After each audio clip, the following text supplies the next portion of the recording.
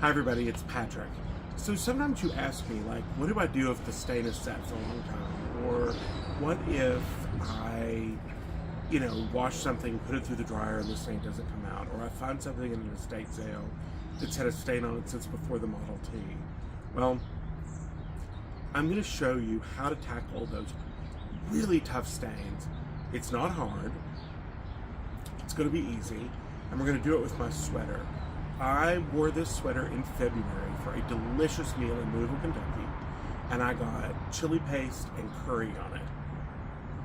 I deliberately left it until I wanted to wear it again so that I could prove to you that if something sits in the hamper, all hope is not lost.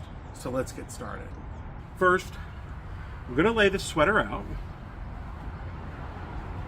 And I'm doing this outside because, quite frankly, it's so nice, and I want to take the chances when I get it. Then, I'm going to put some stain solution on it. Now, I don't know if you noticed, but I put a white towel under this so that when I treat it, it's not going to run through to the other side. I put a little stain solution on it. I'm going to sprinkle the tiniest amount of oxygen bleach. And when I tell people to do this, I always say, imagine you're feeding the fish or you're adding salt. You want just the tiniest amount. And then you rub it in with your finger. And what we're trying to do here is we're trying to dissolve the oxygen bleach and the stain solution together. It's kind of, we're kind of making a paste. Really what we're actually doing is we're using the stain solution to hold the oxygen bleach.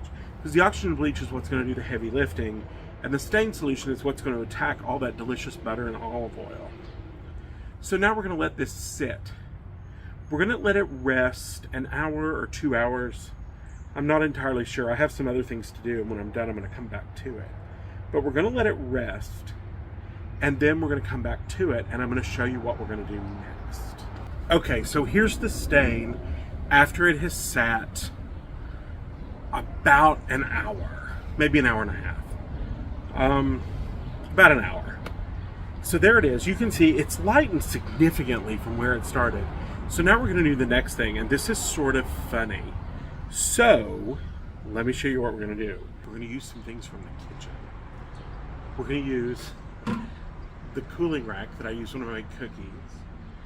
We're going to use a bucket, and we're going to use some hot water. So let me show you how we're going to do it. Okay, so here's our bucket. I'm going to lay my little cooling rack on the bucket. Remember I had that towel in here? I'm going to take that out.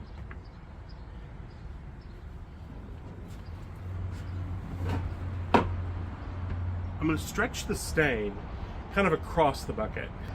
You're going to see why in just a second.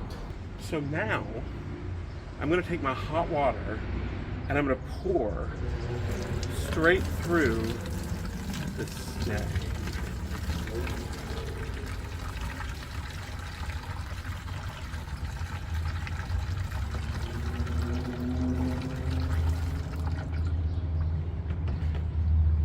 Amazing, right? Give it a little brush, because quite frankly, there's a little smidgen left. It's just about gone.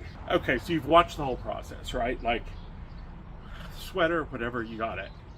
Now, it's late in the afternoon. I'm gonna go in and fix dinner. But I'm going to toss this in the washing machine, and I'll show you the final product in the morning.